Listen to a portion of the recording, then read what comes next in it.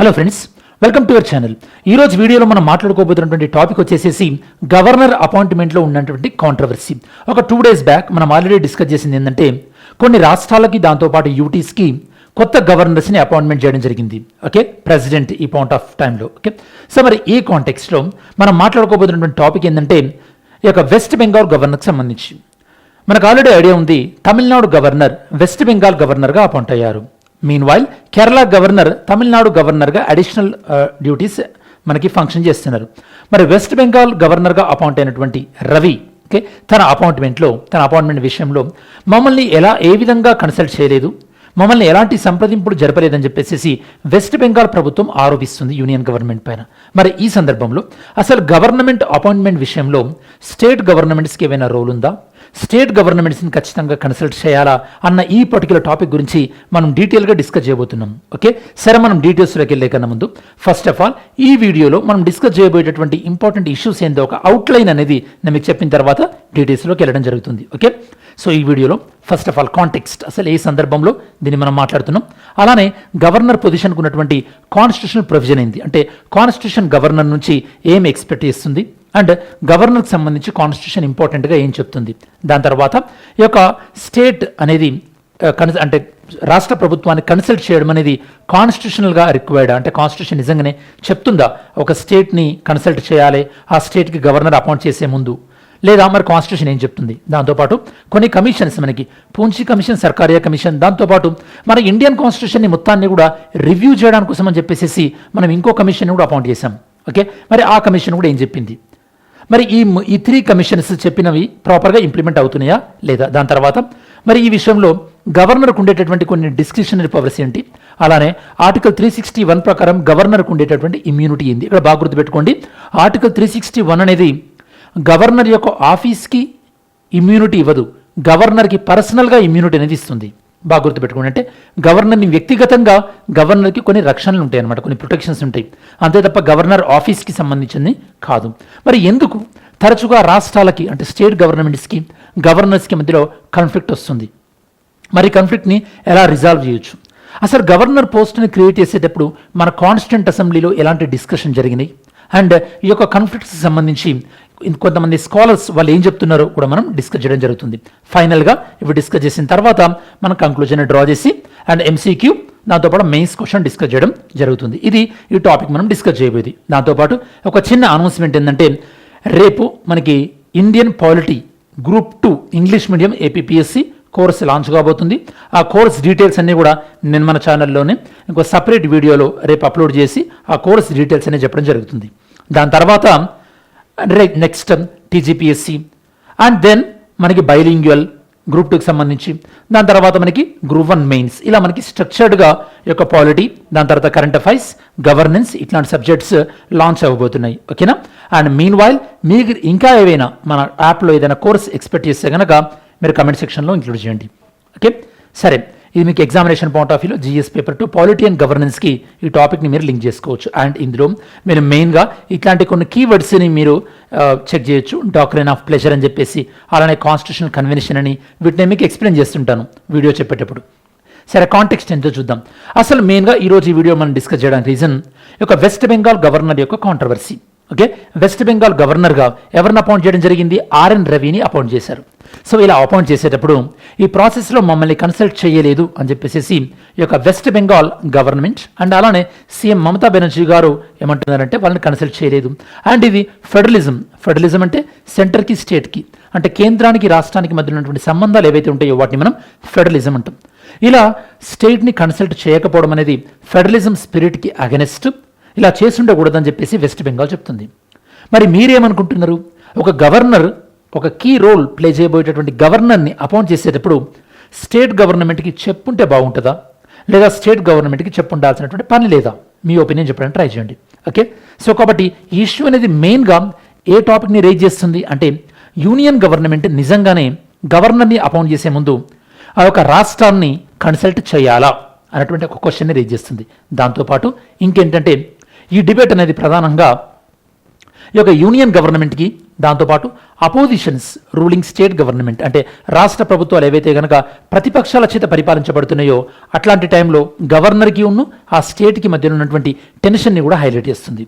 ఈ రెండు విషయాలతో పాటు ఇక్కడ ఇంకొక విషయం ఏంటంటే ఈ యొక్క పొలిటికల్ కాంట్రవర్సీస్ ఏవైతే ఉన్నాయో ఇవి ఈ యొక్క గవర్నర్ అపాయింట్మెంట్ విషయంలో, దాంతోపాటు ఈ యొక్క గవర్నర్కు ఉన్నటువంటి డిస్క్రిషనరీ పవర్స్ విషయంలో ఇవి ఈ యొక్క మన ఇండియన్ ఫెడరలిజంని ఏ విధంగా ఎఫెక్ట్ చేస్తున్నాయి ఇది కూడా మనకి ఇది హైలైట్ చేస్తుంది అనమాట. సో సాధారణంగా మనకి పర్టికులర్ టాపిక్ అనేది main first of all union government గవర్నర్స్ని అపాయింట్ చేసే ముందు కన్సల్ట్ చేయాలా లేదా.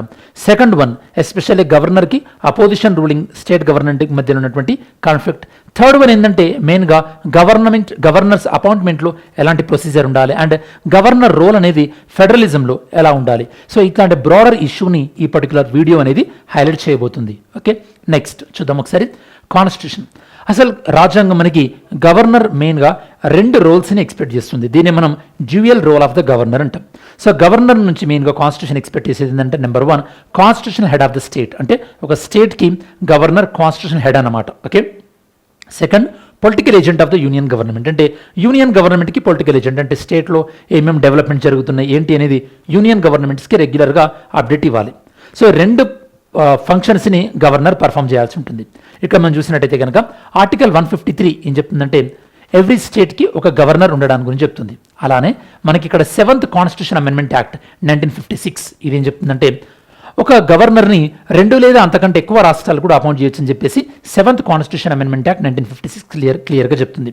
బాగా గుర్తుపెట్టుకోండి, ఇదే 7th కాన్స్టిట్యూషన్ అమెండ్మెంట్ యాక్ట్ 1956 ద్వారా అంతకుముందు ఉన్నటువంటి మనకి ఏబిసిడి కేటగిరీలో ఉన్నటువంటి స్టేట్స్ అన్నిటిని కూడా మనం డివైడ్ చేసి ఫైనల్గా 14 స్టేట్స్ అండ్ 6 యూటీస్గా కూడా మార్చడం ఫజలాలీ కమిషన్ బేస్ చేసుకున్నాను. ఓకే, సో ఆర్టికల్ 155 ఏం చెప్తుందంటే గవర్నర్ ప్రెసిడెంట్ చేత అపాయింట్ కాబడతాడు. Article 156 governor on the pleasure of the president అని చెప్పేసి ఎప్పుడైనా గుర్తుపెట్టుకోండి, ప్లెజర్ ఆఫ్ ద ప్రెసిడెంట్ దీన్ని మనం ఏమంటామంటే doctrine of pleasure.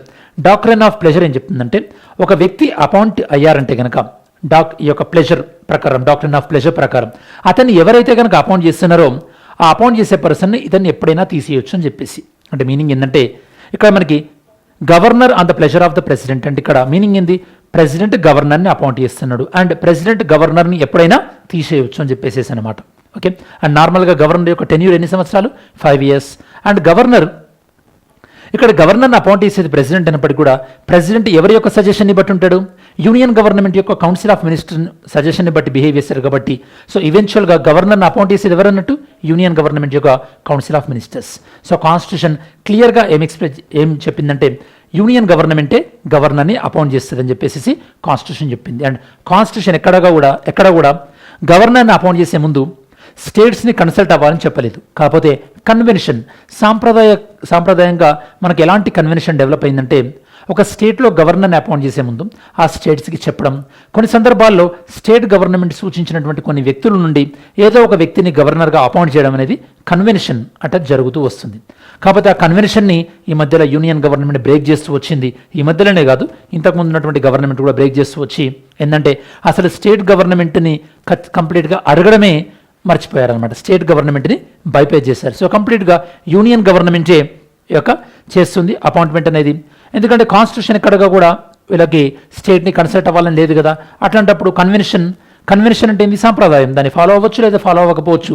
So union government follow అవ్వట్లేదు. మరి ఈ సందర్భంలో మనం అసలు యొక్క గవర్నర్ని ఎలా అపాయింట్ చేయాలి, గవర్నర్ అపాయింట్మెంట్ ప్రొసీజర్లో ఏం ఫాలో కావాలని చెప్పేసి సర్కారియా కమిషన్ ఏం చెప్తుందంటే సో సర్కారియా కమిషన్ ఒక స్టేట్కి గవర్నర్ అపాయింట్ చేసే ముందు ఆ స్టేట్ యొక్క సీఎంని కన్సల్ట్ చేయాలి. దాంతోపాటు గవర్నర్ని అపాయింట్ చేసే ముందు అతను ఆ రాష్ట్రం యొక్క రాజకీయాలకు సంబంధించి ఉండకూడదు. ఆ వ్యక్తి అంటే రాజకీయాలకు అతీతంగా ఉండాలి. పొలిటికల్గా న్యూట్రల్ ఉన్న పర్సన్ని అపాయింట్ చేయండి అని చెప్పేసి, అంటే పొలిటికల్గా న్యూట్రల్ ఉన్న పర్సన్ని అపాయింట్ చేయండి, అట్ ద సేమ్ టైం ఆ స్టేట్ సీఎంని కన్సల్ట్ అవ్వండి అని చెప్పేసి ఇక్కడ వీళ్ళు సర్కారియా కమిషన్ చెప్పింది. అలానే పూంచి కమిషన్ ఏం చెప్పిందంటే గవర్నర్ యొక్క అపాయింట్మెంట్ ప్రాసెస్ సంబంధించి ఆర్టికల్ 155 ఏదైతే ఉందో దాన్ని మనం అమెండ్ చేయాల్సి ఉంది. అండ్ ఈ అమెండ్మెంట్ చేసేటప్పుడు మనకు అక్కడ సీఎంని కన్సల్ట్ అవుతారా లేదా ఏంటి అనేది మనం ఒకసారి అమెండ్ చేసుకుంటే బాగుంటుందని చెప్పేసి పూంచి కమిషన్ చెప్పింది. అండ్ థర్డ్ వన్ ఏంటంటే ఇంకో కమిషన్, ఇదేంటంటే national commission to review the working of the constitution 2002. So మనకి వాజ్పేయి గారి ప్రభుత్వంలో 2002లో మనం ఒక కమిషన్ ఏర్పాటు చేసుకోవడం జరిగింది. ఆ కమిషన్ ఏంటంటే టు రివ్యూ ద కాన్స్టిట్యూషన్, మన కాన్స్టిట్యూషన్ ఎలా వర్క్ చేస్తుందని చెప్పేటటువంటి కమిషన్ అనమాట. మరి ఈ కమిషన్ని లీడ్ చేసింది ఎవరు? మీరు సెర్చ్ చేసి అయినా సరే ఆన్సర్ చెప్పడానికి ట్రై చేయండి తర్వాత, లేదా వీడియో పాజ్ చేసి అయినా సరే. ఈ కమిషన్ ఏం చెప్పిందంటే అసలు గవర్నర్ని సెలెక్ట్ చేసేయడానికి ఒక సెలక్షన్ కమిటీ ఉంటే బాగుంటుంది. ఆ సెలక్షన్ కమిటీలో ఎవరు ఉండాలంటున్నారు? PM, union home minister, Lok Sabha speaker and CM of the concerned state, వీళ్ళు ఉంటే బాగుంటుంది.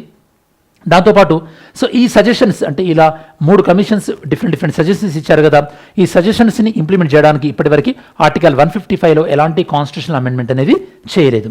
సో కాబట్టి ఇన్ని రికమెండేషన్ జరిగినప్పటికీ ఇప్పటికి కూడా గవర్నర్ అపాయింట్మెంట్ అనేది క్లియర్గా సెంట్రల్ గవర్నమెంట్ చేతిలోనే ఉంది. మరి ఈ సందర్భంలో సర్కారీ కమిషన్, పూంచి కమిషన్ గవర్నర్ ఆఫీస్కి సంబంధించి ఇంకొన్ని రికమెండేషన్స్ కూడా చేశారు. అవేందో చూద్దాం. సర్కారీ కమిషన్ ఇంకేం చెప్తున్నారు? తను out side of the state అయి ఉండాలి, వేరే స్టేట్ వ్యక్తిని అపాయింట్ చేయండి అంటున్నారు. స్టేట్లో ఉన్నటువంటి పాలిటిక్స్కి కనెక్షన్ ఉండకూడదు. సీఎంని కన్సల్ట్ చేస్తే బెటర్ ఈ అపాయింట్మెంట్ విషయంలో.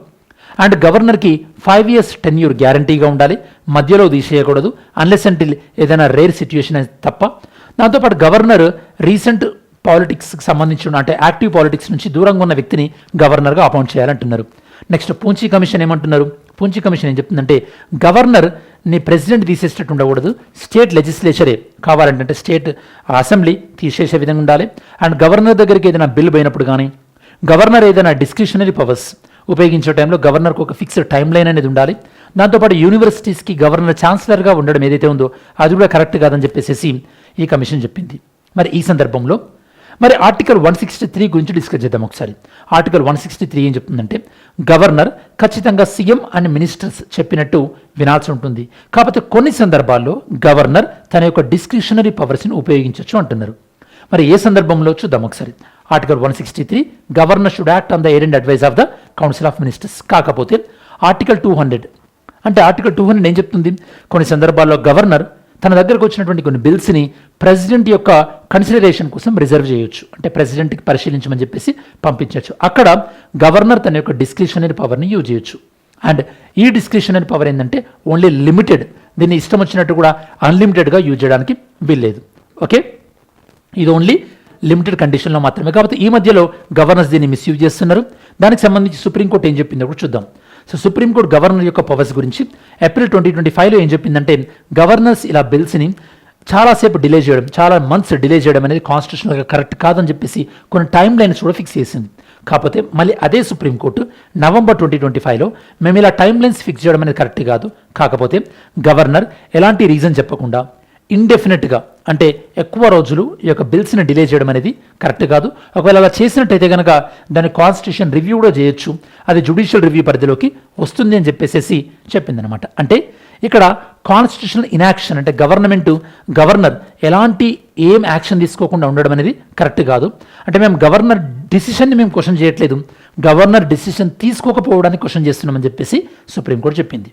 ఓకే, అదే గవర్నర్ ఈ యొక్క అంటే డిలే చేయకుండా ప్రెసిడెంట్కి పంపించాడు అనుకోండి, అప్పుడు ఈ యొక్క సుప్రీంకోర్టు ఏం క్వశ్చన్ చేయదు. అలా కాకుండా ఏం చేయకుండా ఇన్యాక్షన్ అంటే అలానే డిలే చేశాడు అనుకోండి, అప్పుడు కోర్టు క్వశ్చన్ చేస్తుంది. ఎందుకంటే గవర్నర్కి పాకెట్ వీడియో ఆప్షన్ లేదు కదా. నెక్స్ట్ ఆర్టికల్ 361 ఇక్కడ ఏంటంటే మరి ఆర్టికల్ 361 ఏం చెప్తుంది? ఇమ్యూనిటీ టు గవర్నర్కు ఉండేటటువంటి రక్షణ. దీని గురించి సుప్రీంకోర్టు ఏం క్లారిటీ ఇచ్చిందంటే గవర్నర్కి ఆర్టికల్ 361 పర్సనల్ కెపాసిటీలో రక్షణ కల్పిస్తుందంటే గవర్నర్ పైన ఎవరు క్రిమినల్ కేసు పెట్టడానికి వీల్లేదు. సివిల్ కేసు పెట్టాలంటే ఒక 2 months నోటీస్ ఇవ్వాలి, అంతే తప్పించి ఇది గవర్నర్ ఆఫీస్కి ఎలాంటి రక్షణ ఇవ్వట్లేదు. Very very important. Okay, so ఈ ఆర్టికల్ 361 ఉంది కదా అని చెప్పేసి గవర్నర్ ఆఫీస్ ఇష్టం వచ్చినట్టు చేయొచ్చు, దాన్ని మేము కోర్టులో క్వశ్చన్ చేయడానికి వీల్లేదు అనడానికి లేదనమాట. ఓకే, సో గవర్నర్ ఆఫీస్ని క్వశ్చన్ చేయొచ్చు. ఇది ఓన్లీ గవర్నర్కి ఇండివిజువల్ కెపాసిటీలో ప్రొటెక్షన్ ఇస్తుంది, గవర్నర్ కానీ ప్రెసిడెంట్ కానీ గవర్నర్ యొక్క ఆఫీస్కి కాదని చెప్పేసి యొక్క సుప్రీంకోర్టు క్లారిటీ ఇచ్చింది. అండ్ మరి గవర్నర్కి రాష్ట్ర ప్రభుత్వాలకి ఎస్పెషల్లీ అపోజిషన్ పార్టీస్ ఉన్నటువంటి స్టేట్ గవర్నమెంట్కి ఎందుకు కన్ఫ్లిక్ట్ వస్తుంది అంటే నెంబర్ 1 గవర్నర్ని యూనియన్ గవర్నమెంట్ అపాయింట్ చేయడం, అలానే యూనియన్ గవర్నమెంట్ ఇష్టం వచ్చినట్టు తీసేసే పవర్ ఉండడం. దాంతోపాటు ఈ యొక్క గవర్నర్స్ ఓన్లీ ఈ యొక్క యూనియన్ గవర్నమెంట్ యొక్క ఏజెంట్ల లాగా మారిపోతుంది. నేను చెప్పాను గవర్నర్ 2 యాక్టివిటీస్ పర్ఫామ్ చేయాలి, ఒకటి agent of the union government, ఇంకొకటి మనకి స్టేట్ యొక్క హెడ్ ఆఫ్ ద కాన్స్టిట్యూషన్ అంటే స్టేట్ యొక్క executive head. So governor state యొక్క ఎగ్జిక్యూటివ్ హెడ్గా ఎక్కువగా పనిచేయట్లేదు, పొలిటికల్ ఏజెంట్గానే మారిపోతున్నారు కాబట్టి ప్రాబ్లమ్స్ వస్తున్నాయి. అండ్ ఎస్పెషల్లీ మనం రీసెంట్గా వెస్ట్ బెంగాల్ విషయంలో, తమిళనాడు విషయంలో, కేరళ విషయంలో, ఢిల్లీ లెఫ్టినెంట్ గవర్నర్ విషయంలో ఇవన్నీ మనం చూస్తున్నాం. సో ఈ విషయంలో ఎక్స్పర్ట్స్ ఏమంటున్నారంటే, ఫర్ ఎగ్జాంపుల్ ఫైజన్ ముస్తఫా తను ఏమంటున్నారంటే, గవర్నర్స్ ఈ మధ్యలో పొలిటికల్ ఏజెంట్స్గా ఎక్కువగా మారిపోతున్నారు. అలోక్ ప్రసన్న తనేమంటున్నారంటే, గవర్నర్స్కి ఎలాంటి అకౌంటబిలిటీ లేదు. ఎందుకంటే సీఎంస్ని కానీ, అంటే చీఫ్ మినిస్టర్ కానీ, మినిస్టర్స్ కానీ, మళ్ళీ వాళ్ళు ప్రజలకు అకౌంటబిలిటీ ఉండాలి, వాళ్ళు పీపుల్కి ఏదైనా చేయాలి, ఎందుకంటే ఎలక్షన్లో వాళ్ళు గెలవాలి కదా. బట్ గవర్నర్ అలా కాదు. మరి గవర్నర్స్కి పీపుల్లో అకౌంటబిలిటీ లేనప్పుడు మరి వాళ్ళు ప్రభుత్వాన్ని ఎలా క్వశ్చన్ చేస్తారు? ఇంతకుముందు తెలంగాణలో చూడొచ్చు, అప్పుడు గవర్నర్ ఏమన్నారు, నేను ప్రజా దర్బార్ను కండక్ట్ చేస్తా, నేను ప్రజల సమస్యలు వింటా అన్నారు. అసలు వాళ్ళు కాదు కదా అకౌంటబుల్ పీపుల్కి. ఓకే, వాళ్ళు ఈ యొక్క ప్రజాస్వామ్యబద్ధంగా ఎన్నుకున్నటువంటి ప్రభుత్వాన్ని దాటి గవర్నర్ ఎలా వ్యవహరిస్తారు? అది తప్పు కదా. సో వీటి వల్ల ఏమవుతుందంటే ఖచ్చితంగా గవర్నమెంట్కి మధ్యలో ప్రాబ్లమ్స్ క్రియేట్ అవుతున్నాయి. సో కాబట్టి ఇక్కడ ప్రాబ్లం ఏంటంటే, గవర్నర్ ఆఫీస్ డిజైన్లోనే అసలు ఈ యొక్క ప్రాబ్లమ్స్ అనేవి ఉన్నాయన్నమాట. ఈ విషయంలో కాన్స్టిట్యూంట్ అసెంబ్లీలో డిబేట్ జరిగింది. ఏమని, గవర్నర్ని యూనియన్ గవర్నమెంట్ అపాయింట్ చేస్తే బాగుంటుందా, లేదా గవర్నర్ని ఎన్నుకుంటే బాగుంటుందా అన్నప్పుడు, అప్పుడు కాన్స్టిట్యూంట్ అసెంబ్లీ ఏం చెప్పిందంటే, గవర్నర్ని యూనియన్ గవర్నమెంట్ అపాయింట్ చేస్తే బాగుంటుందని చెప్పేసి జవహర్లాల్ నెహ్రూ దానికి రీజన్ కూడా చెప్పారు. ఎందుకంటే యూనియన్ గవర్నమెంట్ అపాయింట్ చేస్తే ఏమవుతుందంటే, సింపుల్ యూనియన్ గవర్నమెంట్కి ఎక్కువ కంట్రోల్ ఉంటుంది. స్టేట్స్ అప్పుడప్పుడే మన ఇండియాలో జాయిన్ అవుతున్నాయి కదా, ఆ స్టేట్స్ మళ్ళీ మేము ఇండియా నుంచి విడిపోతాం, సెషన్ అయిపోతామని చెప్పేసి విడిపోయేటటువంటి అవకాశం ఉండదు. అండ్ దీనివల్ల ఒకవేళ గవర్నర్ని ఎన్నుకుంటే కనుక మళ్ళీ సీఎంకి ప్యారలల్గా ఈ యొక్క ప్యారలల్ పవర్ క్రియేట్ అయ్యే అవకాశం ఉంటుంది. కాబట్టి ఇవన్నీ జరగకూడదంటే గవర్నర్ని యూనియన్ గవర్నమెంట్ అపాయింట్ చేసే విధంగా ఉంటే బాగుంటుందని చెప్పేసి ఈ యొక్క యూనియన్ గవర్నమెంట్ అపాయింట్ చేయడం అనేటటువంటి కాన్సెప్ట్కి కాన్స్టిట్యూంట్ అసెంబ్లీ ఫేవర్ చేసింది. అండ్ సో ఓవరాల్గా గవర్నర్ ఆఫీసులో ఉన్నటువంటి ప్రధానమైనటువంటి ఇష్యూస్ ఏంటంటే, నెంబర్ 1, ఈ యొక్క గవర్నర్ అపాయింట్మెంట్ విషయంలో పొలిటిసైజ్ అవ్వడం, అంటే ఎక్కువగా పొలిటికల్గా యాక్టివ్ ఉన్న వాళ్ళని అపాయింట్ చేయడం, అండ్ గవర్నర్కి ఎలాంటి అకౌంటబిలిటీ లేకపోవడం, అండ్ స్టేట్ గవర్నమెంట్స్ ఇచ్చినటువంటి అడ్వైస్ని ఫాలో అవ్వకపోవడం, దాంతోపాటు గవర్నర్ ఏదైనా తన దగ్గరికి ఏదైనా బిల్ వచ్చినప్పుడు గవర్నర్కి క్లియర్ టైం లైన్ లేకపోవడం. మరి వీటిని ఎలా ఓవర్కమ్ చేయొచ్చు అంటే, గవర్నర్ అపాయింట్మెంట్ విషయంలో సీఎంని కన్సల్ట్ చేయడానికి ఒక కోడిఫికేషన్ అంటే ఒక కొన్ని గైడ్లైన్స్ రూపొందిస్తే బాగుంటుంది. అండ్ గవర్నర్ యొక్క సెలక్షన్ ప్రొసీజర్ ఒక ట్రాన్స్పరెంట్గా ఉండాలి. దాంతోపాటు మనకి కాన్స్టిట్యూషనల్ కన్వెన్షన్స్ ఏదైతే ఉన్నాయో, అంటే రాష్ట్రాన్ని సంప్రదించడం ఎలా ఏదైతే ఉందో అట్లాంటివి సో రెగ్యులర్గా ఫాలో అయితే బాగుంటుంది అనమాట.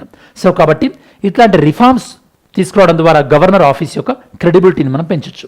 మరి ఓవరాల్గా గవర్నర్ ఆఫీస్ని మనము ఒక పొలిటికల్ లేకుండా, అంటే ఎలాంటి రాజకీయాలు లేకుండా సెంటర్కి స్టేట్కి మధ్యలో ఒక న్యూట్రల్ ఏజెంట్గా ఉండాలని చెప్పేసి ఈ ఆఫీస్ని డిజైన్ చేయడం జరిగింది. బట్ ప్రాక్టికల్గా ఈ యొక్క పొలిటికల్ అపాయింట్మెంట్, అలానే గవర్నర్ యొక్క డిస్క్రిషనరీ పవర్స్, వీటి వల్ల సెంటర్కి స్టేట్కి మధ్యలో డిస్టర్బెన్స్ అనేవి ఎక్కువైపోతున్నాయి. సో మరి ఈ విషయంలో మన కాన్స్టిట్యూషనల్ కన్వెన్షన్స్ని అండ్ కోఆపరేటివ్ ఫెడరలిజంని స్ట్రెంథెన్ చేయడం ద్వారా యొక్క గవర్నర్ ఆఫీస్ని మరింత ఇంప్రూవ్ చేయొచ్చు. At the same time Sarkaria commission కానీ, పూంజీ కమిషన్ కానీ వాళ్ళు చెప్పిన రికమెండేషన్స్తోని గవర్నర్ అపాయింట్మెంట్ ప్రాసెస్లో మనము కాన్స్టిట్యూషన్ అమెండ్మెంట్ తీసుకొచ్చామనుకోండి, అది కూడా బెటర్ రిజల్ట్ ఉంటుంది. బట్ ఓవరాల్గా గవర్నర్ ఆఫీస్ యొక్క ఫ్యూచర్ అనేది ఖచ్చితంగా రెండింటిని బ్యాలెన్స్ చేయడం పైన డిపెండ్ అయి ఉంటుంది. ఏ రెండింటి అవి ఏంటంటే, కాన్స్టిట్యూషనల్ అథారిటీ అంటే గవర్నర్ యొక్క కాన్స్టిట్యూషనల్ పాయింట్ ఆఫ్ వ్యూలో తను చేయాల్సినటువంటి duties, at the same time federal trust అంటే రాష్ట్ర ప్రభుత్వాలకి గవర్నర్ ఆఫీస్ పైన ఒక ట్రస్ట్ క్రియేట్ చేయడం. ఈ రెండింటిని బ్యాలెన్స్ చేసినప్పుడే మనకి గవర్నర్ ఆఫీస్ యొక్క ఎఫెక్టివ్నెస్ అనేది మరింతగా ఇంప్రూవ్ అయ్యే అవకాశం ఉంటుంది. ఇక్కడ మనకి ప్రిలిమ్స్ క్వశ్చన్ చూద్దాం. With reference to the appointment and power of the governor in India consider the following statements. చూద్దాం ఇక్కడ 3 స్టేట్మెంట్స్. నెంబర్ 1, కాన్స్టిట్యూషన్ అనేది ఖచ్చితంగా గవర్నర్ని అపాయింట్ చేసేటప్పుడు సీఎంని కన్సల్ట్ చేయాలి అని చెప్తుందంటున్నారు. Second one, a person can be appointed for governor for more than 1 state అంటున్నారు. Third one, governor hold office during the pleasure of the president అంటున్నారు. ఫోర్త్ వన్, ఆర్టికల్ 361 అనేది గవర్నర్ ఆఫీస్కి కంప్లీట్ ప్రొటెక్షన్ ఇస్తుంది judicial review నుంచి అంటున్నారు. మరి 4 స్టేట్మెంట్స్ని examine చేయండి. Mains question, examine the constitution provision related to governors appointment and powers, అంటే గవర్నర్ అపాయింట్మెంట్ అండ్ పవర్స్ సంబంధించి కాన్స్టిట్యూషన్ ప్రొవిజన్స్ ఏమున్నాయి, అలానే ఈ యొక్క వేరియస్ కమిషన్స్ రికమెండేషన్స్ ఏవేవి ఇచ్చాయి గవర్నర్ అపాయింట్మెంట్ గురించి అనేది కూడా డిస్కస్ చేయడానికి ట్రై చేయండి. ఓకే, సరే స్టూడెంట్స్, మనం వీడియో చివరిలోకి వచ్చేసాము కదా. మరి ఈ పర్టికులర్ వీడియోలో మనం గవర్నర్ అపాయింట్మెంట్ విషయంలో వెస్ట్ బెంగాల్కి యూనియన్ గవర్నమెంట్కి వచ్చినటువంటి కాంట్రవర్సీ ఏంది, and why this controversy was happened, what West Bengal government is expecting, whether the union government need to consult the state government with respect to appointment of the governor or not, and key constitutional provisions related to governor. Then, so what constitution is expecting from governor? Regarding the governor appointment, what are the discussions in Constituent Assembly? and Constituent Assembly mainly favored towards appointment of governor by the union government rather than governor elected by the states, people. Then we discussed about various commissions and their recommendations. Okay. Then we discussed about what are the issues, why these kind of problems are happening regarding the governor appointment, what kind of reforms we can implement with respect to governor's appointment, and how to balance between the governor constitutional position at the same time cooperative federalism. ఇది students మనకు ఓవరాల్గా ఈ particular topic పైన సమగ్రమైన విశ్లేషణ. సరే, మరి video మీకు యూజ్ అయింది అనుకుంటే, ఈ టాపిక్ పైన మీకు ఒక ఐడియా వచ్చింది అనుకుంటే కనుక లైక్ చేయడానికి ట్రై చేయండి, సో దట్ మన కంటెంట్ ఎక్కువ మందికి రీచ్ అయ్యే అవకాశం ఉంది. అలానే రేపటి వీడియోకి మీరు ఏమైనా టాపిక్ సజెస్ట్ చేయాలనుకున్నా కూడా సజెస్ట్ చేయండి. Definitely I will consider your suggestion. Thanks for watching this video. Have a great day. జై హింద్.